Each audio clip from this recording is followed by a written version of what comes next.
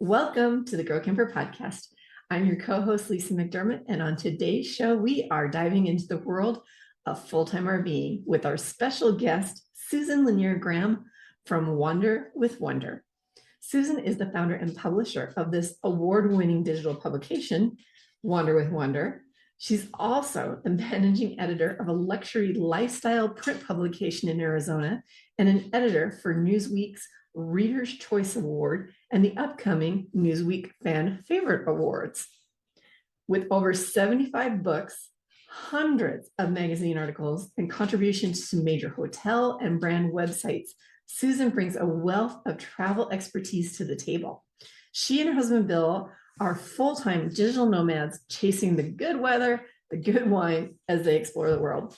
Whether you dream of hitting the road as full-time, or you just love the idea of an extended RV travel, Susan is here to share the pros and cons and everything in between.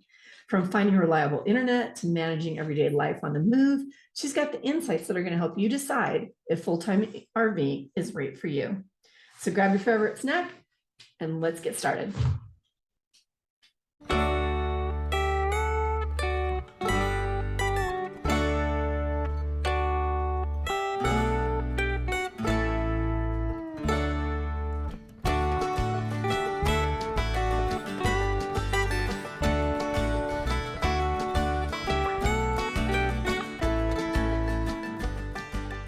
Exploring without travel trailer insurance could have your adventures going in the wrong direction.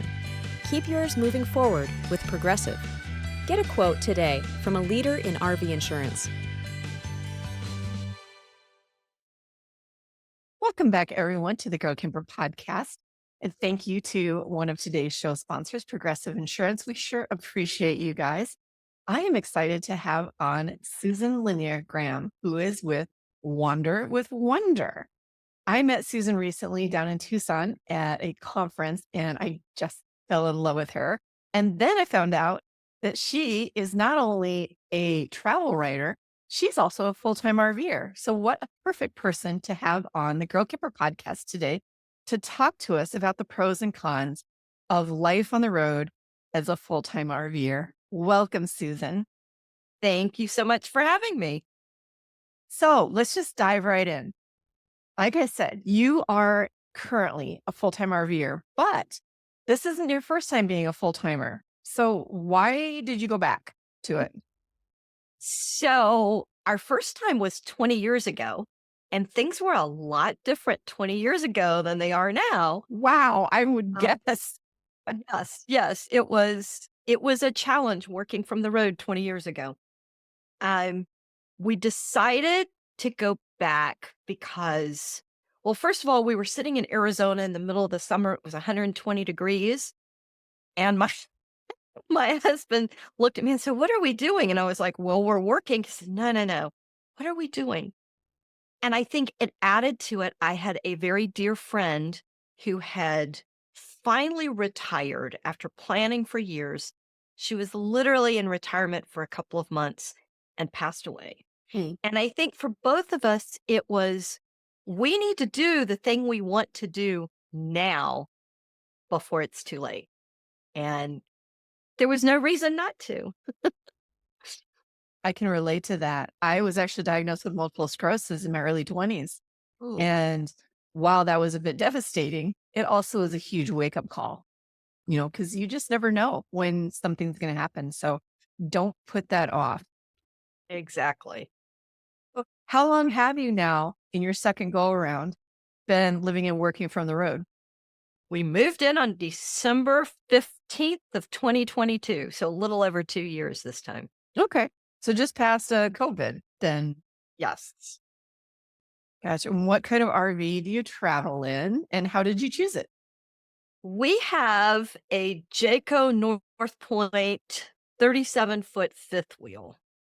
And we looked at different things. We chose this one. We chose a fifth wheel, first of all, over a motor coach. Okay. Because we felt like it was more livable space for us. And we were able to customize it, create an office, and just had lots of room. This one in particular, I like, and it's behind me. It's Uh, so cute too. it's It's so cute. cute. I liked the light cabinets. I liked the fact that it has a full-size refrigerator and a pantry and a lovely gas range. It has a king-size bed and a full-size shower and a washer dryer. And we chose the North Point because it's a little bit higher end, designed for full-time living. So it was a long process. But it sounds like a very well thought out one It too. was. It took a while, but yeah, we're pleased with it. That's neat. So what are some of the biggest misconceptions that people have about full-time RVing, do you think? I think number one is they want to know how we go to the bathroom. I get asked that all the time. It's, well, where do you go to the bathroom? I have a bathroom, the flush It's so toilet. funny. I- that is the biggest thing. Um, I think the second thing is people visualize the old, pop-up campers of our childhood that you had to, crank and they popped up, Right. and I think they don't understand that, you know, I have the comforts of home right with me. So I would say that's the biggest misconception. There's so many options out there, I think, for people with campers that can really make our campers feel like little mini homes, which is so fantastic. We lived in our fifth wheel for a few years when we were working on a remote construction site in our construction company. And that was a fabulous experience for me because it really taught me of how little I needed. And one of the funniest things I ever thought was, for some reason, I thought I needed like 20 different bottles of spices. I don't cook. So I don't, still to this day, wondering why I thought that was important, that I needed those. Cause I sure as heck didn't. But, I think living from the road is just a really good experience. It is. Absolutely. So what does a typical day look like for you living and working from the road? Because that is what you do. Yeah, yeah. Um, I usually work Monday through Friday, although it can vary, especially if there's something I really want to do midweek. Um, but I get up a normal time, get up about the same time every day. Get up at 8 in the morning. I have my coffee. I sit down and do email, and I spend the day working, stop for lunch. Sometimes because I have the flexibility, like I said, if there's something exciting going on, or if we are someplace where, the hiking is great first thing in the morning or maybe late afternoon, we'll switch things around and go hiking. An example, we were in 2 summers ago. We spent right outside the park at Glacier in Montana. And there's a big line, and you have to go online and order your tickets ahead of time. It's a big deal, except if you go in after 3 p.m. And it was the summer. It was, light, late. So we would take off early and go in and go hiking. But yeah, it's a pretty flexible schedule, but I try and stay regimented so that I am productive. And I live and die by my calendar. Yeah. And your husband is with you too. I mean, I should point that out. You're not just a solo woman traveler. You are married and your husband works from the road with you also. Yes, yes. Right. And we have a desk that is the width of our RV, and I sit on one side and he sits on the other. We do have to make sure that our meeting schedules don't mix up and that we keep track of each other's schedules. So Yeah, I understand that. How do you handle this is a big question we get. How do you handle the logistics when you're full time on the road? Like healthcare and the mail and the residency, which I live in South Dakota, so I'm kind of familiar with the whole residency thing, but please talk about that a little bit too. that is a challenge. Again, it's better than it was 20 years ago, Mhm. but we still have a perception in the US that if you don't have a brick and mortar location, that there's something wrong. We have all of our so we have established residency in South Dakota and hope to actually buy land and spend summers there because we fell in love with the Black Hills. Absolutely gorgeous. And it was the place we felt comfortable. So we established residency there. We get all of our mail there in South Dakota. We forward it wherever we are. So we have to be someplace long enough to reliably get the mail to us via FedEx or UPS. Mm-hmm. And so that one is good. Medical is interesting. Our doctors are all here in Arizona. We try and come in twice a year to Arizona to see doctors. Again, because we're going to be spending extended time in South Dakota, we plan to establish medical professionals there. But it's right now we're here in Arizona going through annual checkups. We were supposed to be leaving next week. No, Saturday. So in a couple days, we're supposed to be leaving. We are staying here an extra month because I have to have dental surgery. So there are things like that. The residency is weird. It's, banks want a physical address and they don't like the mailbox drops. So it's still a challenge. And it's something that I would love to see handled because people don't live lives the way they used to. No, they sure don't. I believe the numbers in South Dakota alone for people who do not have a brick and mortar address, whether that be a home or an apartment or anything like that, that are, working from the road, kind of like you are, is 28,000 people are registered here. That's a huge number. It is. It is. And we're just one of the few states. I mean, South Dakota, Florida, Texas, I think are the three main states that are popular with full-time RVers. So, but of course, South Dakota's the best. We absolutely fell in love. It felt good. Felt like a good place to be. So we touched a little bit on how you maintain your day and how you stay focused on work, but I forgot to ask you, what do you do? Tell us about. Oh, I'm gonna screw it up. I told you this. Wander with wonder. I don't know why that's so hard for me to say. Wander with wonder. Wander with wonder. Tell So me about what you do. I started my career a long time ago. A long time ago. And Wander with Wonder started in 2009 as just a portfolio site for me because I was writing about travel, food, wine, and travel primarily. Since then, it has grown to become a fairly large digital publication, and I hire other freelance writers who contribute to Wander. In addition to the food, wine, and travel for Wander, I am managing editor for a lifestyle publication here in Arizona. I am one of the editors of the Newsweek Reader's Choice Awards. I also do a lot of content writing, mostly in the hospitality, but also I do a lot with technology, especially startup companies, home design and construction, education, and senior living. So everything's writing. And I am also, I create courses for other writers or people who are interested in entering the field of freelance travel writing. Oh, how interesting. I am embarrassed to say I did not realize all of that. I've been on your website. It's beautiful. A lot of great content on that for travel and checking out different places, not really RV related.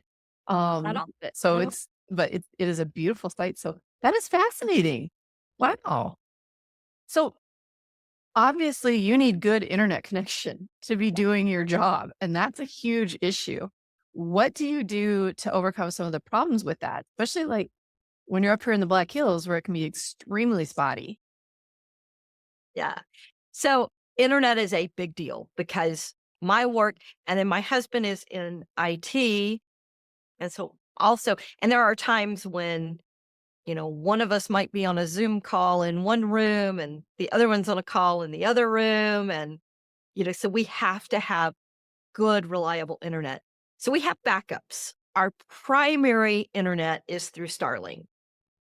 The worst problems we've had with that were on the East Coast.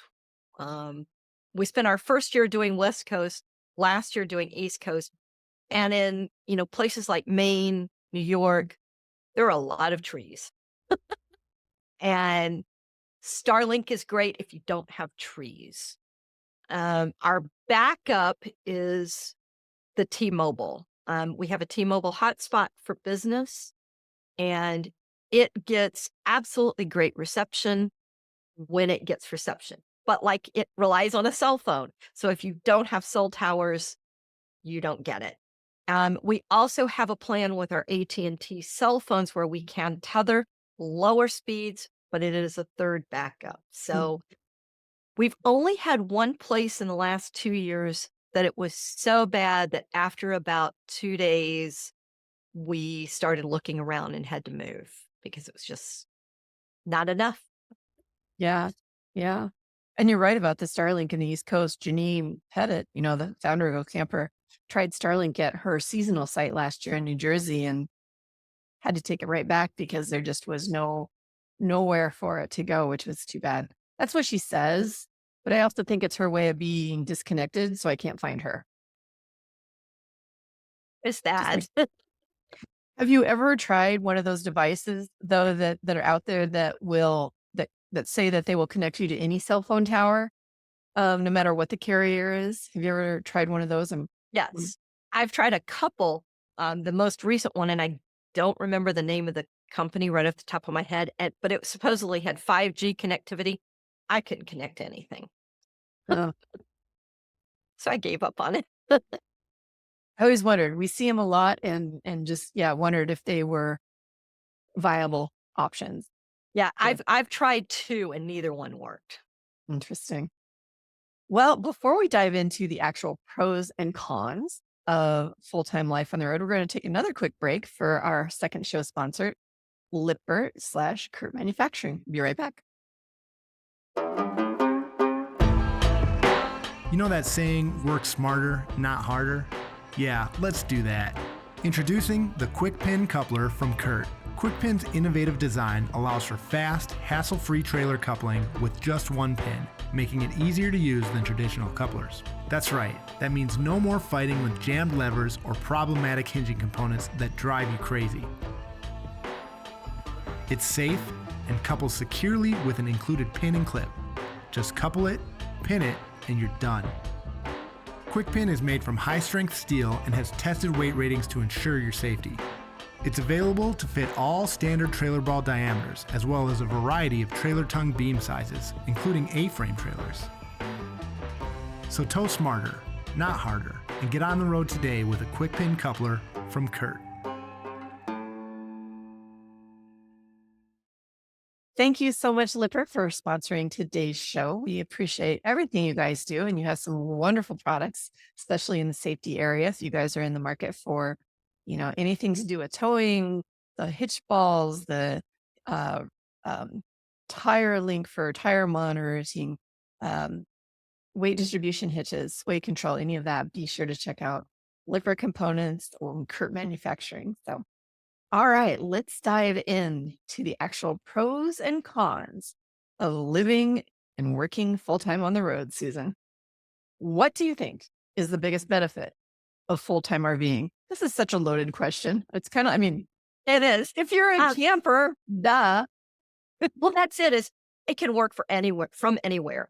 It's when I think about it, I've had the past 2 years, on the coast in Washington looking out over Puget Sound.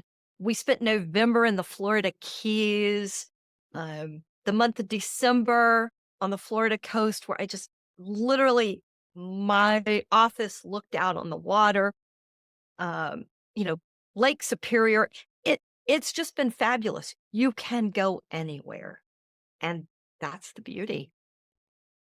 That's true. And we just did a recent podcast with workcamper.com.net.news. So like you've got an established career that you can do from the road, but workcamper.com helps people find other jobs seasonal jobs. Yep. If you want to go man a lighthouse in Maine for the summer, there may be a job that does that. Or you want to go maybe you're a snow bunny, and you want to be a ski instructor at Winter Park. Yep. Probably go find a work camp job type there. The opportunities are just endless. So if you don't have a career like Susan or myself, where we could actually, we're established and have something we can work from the road, there are a lot of things out there that you can go do. And yeah, it's a fun thing. And the flexibility. I mean, I just love the idea, like you just said, West Coast, East Coast, Southeast, wherever, Exactly. to be able to go have fun. So what are the biggest challenges that you have faced being a full-timer on the road, and how did you deal with them? So we already talked about the whole situation with mail and Right. medical. That's definitely something that occurs. Something that's unique to me, and I can see other people might have this occur, is what to do if I take a trip. And I know that sounds silly for people that might not understand, is I take trips all the time. Well, no, I live in my RV and this is my work, but I also write about other locations. So, you know, I- we fly to Europe usually once a year for a cruise, or, if I'm doing something else where I'm flying, most of so we belong to Thousand Trails. Mhm. Most of those RV parks do not want you to be away from your RV for more than 24 hours. Okay. And so trying to figure that out is a problem, because if we pay to store it, short-term storage is difficult. And that also means we lose everything in the refrigerator Oh. and have to buy all new things. So, the best of all possible worlds would be able to park it and we pay for our RV site and go somewhere. But there are places that will not let you do that. So that's an interesting, unless you do a full time, or a seasonal package. Right. So That that's a big challenge. I had never thought about that, but wow, yeah, that would be. Huh. Yeah. Yeah. So that's probably the biggest thing. When we first started this 2 years ago, availability was an issue. Um, we book 3 to 6 months out. And so we're usually okay with that. But when there are last minute changes, sometimes it can be difficult, especially if it's on a holiday weekend, or, high season in Arizona is during the winter, and trying to extend for a month last minute was a little bit of a challenge, even though we're at the end of the season.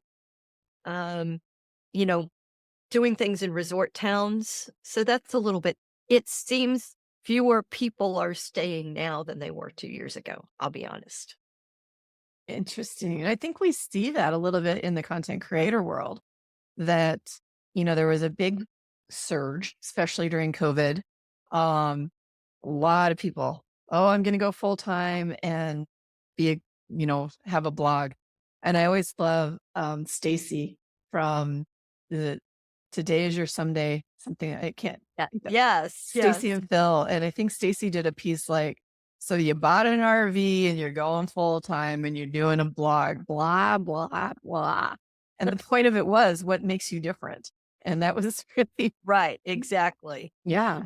And people quickly discovered that there are a lot of things you have to do. It is a moving vehicle. You have to do upkeep on it. I mean, think about your car requires upkeep. Well, now so does my mobile home. um, and so there's upkeep. There's dumping your black tanks and your gray tanks, and you know, adding water and keeping up with the soil. Mhm. There are a lot of things that some people go, "Oh, I didn't." I was all about the romanticism and didn't understand the reality. I love that. Yeah, exactly.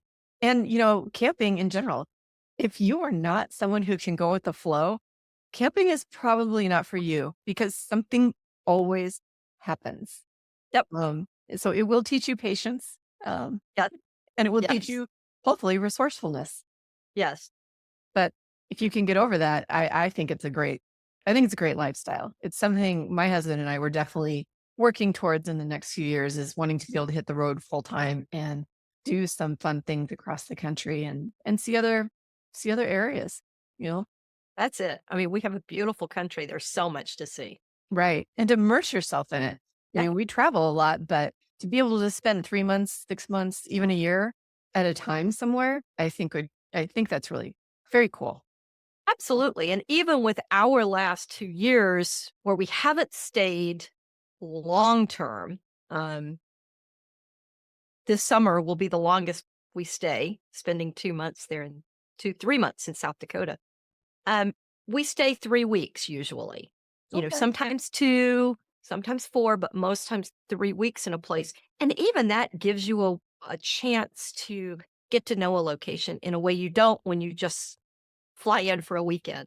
Yeah. So how do you manage that moving, we'll just say every 4 weeks somewhere? Does the Thousand Trail membership really help you out with that? I mean, I've heard we don't have Yes. any Thousand Trails where I live, so I've never really delved into, um, No, there are none in South Dakota. yeah. Uh, no, they have different membership levels. And the first year we did it just really basic and we could stay 2 weeks. Then you had to be out for a week and you could go back to another one. And there were all kinds of restrictions. So then our second year, we actually bought in. I think of it as kind of like timeshares for RVs. Yeah. That's not the way they advertise it, but that's really what it comes down to. So we bought the package and we can literally go back to back and we can do up to 3 weeks normally. And then there are a couple times a year that we can extend for a fourth week. Okay. And it does look like they are in really great locations, Yeah, West yeah. Coast, uh, the East area, thinking like Texas, probably Arizona, Yeah. obviously. They're just not here. Yeah. Yeah. No, not, but most of like the Great Lakes region, a lot of the Midwest, um, there's just a nice little chunk there in the middle that they don't have yet. Yeah. When you look at the map, it's kind of funny looking, this big void. Kinda- Exactly. Exactly.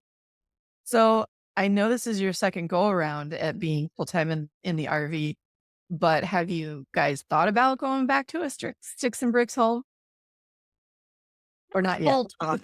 Not full time. Our dream would be that we buy land there in South Dakota and build a small house. We're talking 1,000 square feet Mm. that we could spend the summers there. And, I have a very small storage that I have the things that matter the most to us that I would like to put in a home again, but then head out for the winters and, be able to spend the winters not in the snow. I grew up in the mountains of Colorado, so Okay. South Dakota's not quite as bad as the mountains of Colorado, but I don't want to shovel snow. Um, but yeah, like right now, I think what we're doing is what we would like to continue doing for a while until we get tired of it. I love that. That's the flexibility of it. Exactly. Well, what are some advice that you would give someone who is thinking about going full time RV? Oh, I think the first thing you have to realize is you are going to spend a lot of time with that person you are with, whether it's your spouse, your friend.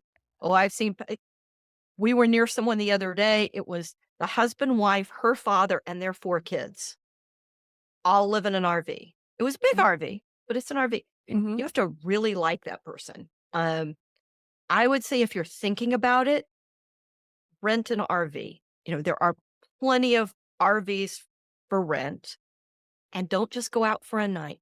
Go out for 2 weeks. Rent it for 2 weeks and go play. See how it feels. Realizing that if it's your own, you're going to customize it. You're going to bring in things that matter to you. So I think those are the big things. And then one of the things that I wish I hadn't done is when we started this, I decided I needed all plastic stuff. And I hate plastic. I don't like the way it tastes, so I don't like it, but I thought I needed to do that. And I honestly don't remember what we had last time, but I thought I needed all of this. Within about the first 2 months, we did our first track here in the Southwest so we could stay close and be close to our storage unit. I sold all the plastic stuff and I have all my glasses. I even have champagne flutes. Um, there's a way to do it, and you just have to pack and, you know, so I think don't assume you have to have all new, plastic stuff or camping equipment. Mm. Really don't. You can live just like you do at home. Well, and that's ironic you just said that. On the Today Show this morning, there was a big piece about microplastics in our food, just using the plastic cutting boards and cutting something, and how the little remnants still Yeah. end up on your food, or anytime you heat something up in the microwave, how the little plastic leaches into, and that's probably not a good thing. So yeah, Yeah. yeah, Exactly. that's So, interesting. yeah, that was one thing I wish I had done, Mhm. because it was a waste of money. And yeah, Besides, wine tastes better in a nice crystal exactly. Gradel glass. Yeah. That's it. That's it. It's too short to drink, yeah, wine in a plastic cup. Absolutely 100%. So, are there any tools or apps or resources that you would recommend for working and living on the road? I know I mentioned workcamper.com. Yeah. But are there any other out there that you would suggest? So something that we absolutely rely on is RV Life's Trip Wizard. Oh, yes. I We love RV Life Trip Wizard. plot everything through there. Before we head out, I still use my Apple Maps.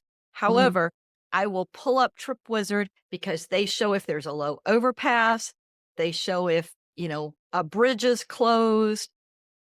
They show if this is a road that's too narrow for your vehicle. I mean, there are places, especially in your part of the country, where you do not want to take an RV because the roads have so many hairpin turns that your rig is longer than the turn. Or the See, tunnels. The tunnels. exactly, in those tunnels. Yep. You'll be in the paper if you try to go through one of those tunnels and can't be. 2 years ago, Custer State Park, you could only go in one entrance. And we asked the gal, we were in our car. We said, what's going on? She says, oh, an RV tried to go that way and they're stuck in the tunnel and they can't get them out. So the entire park was chaos because of it. So yeah, so all of that stuff is shown in Trip Wizard. And then that way I can compare and see exactly what we need to do and what we need to avoid. And it has, great information about parks. So that one to me is invaluable. I can't imagine doing this without it. I love RV Trip Wizard. And what I like too on it is that I can put in there how many miles or hours a day I want to drive. Exactly. And then it will show me that, from whichever location I'm starting out on that day. So that really gives me a good idea of where to plan now. If I'm road tripping, what's in the area where I hit that limit that I think I can spend the night at. So it's such a useful app. And if you're not a current subscriber, if you use coupon code Girl Camper, you're going to get at least 25% off your subscription. Maybe more. Who knows? At least 25% off. Yeah, it is definitely an invaluable tool. And, I have to say that people should check out Wander with Wonder because we have so many great suggestions for road trips. So even if you're not doing this full time, and I have a few there's an RV section, but I would say that road trip section, we've got some of our favorite road trips on there. So that's a good Awesome. resource. We'll have to look at some and see if we cross post some of those on our site. Or yeah, we're always looking for good road trips. That's for sure. So what's next for you, Susan? Well, after some dental work, You're coming to see me. I am. We are headed that way. We're going to spend the month of May in Colorado. And then we get to Spearfish, South Dakota on May the 26th. And we will be Fantastic. there for 2 months with a side trip to see our kids in Minnesota. So, Well, fantastic. Well, that's great. So where can people follow your adventures and learn more about Wonder with want. I screwed it up again. See it? Wander with wonder. Yes. I think Wander I'm with thinking too hard on That's this. it. That's it. Wanderwithwonder.com, and then post a lot on Instagram, and that's Wander with Wonder, or Pinterest. So yeah. Great. Thank you so much for coming on today. This has been really informative for anybody who's thinking about going full time on the road. Susan's definitely an expert on that, and she gave us a lot of great tips and advice. So thank you so much, and we will see you soon. Down the road. Yes. Down the road. Yes. In South Dakota. That is our show for today for the Girl Camper podcast. Thank you for tuning into this episode. And a huge thank you to Susan Lanier Graham from Wander with Wonder for sharing her insights on full-time RVing and working from the road. If you love this conversation, be sure to subscribe to the Girl Camper podcast and our YouTube channel so that you never miss out on any episode. You can also connect with us on Facebook and Instagram. You can visit our website, girlcamper.com. And most importantly, join us in person at a Girl Camper event. Our Camporee, our signature event, is happening this June in Granby, Colorado. We still have a few spots left, and we'd love to see you there. Before you hit the road, make sure your RV black tank is fresh and clean with Liquify. Don't forget to enter their sweepstakes at Liquify's website for a chance to win an Alliance Delta RV this June. Until next time, I'm Lesa McDermott, co-host of the Girl Camper podcast, and I'll see you around the campfire.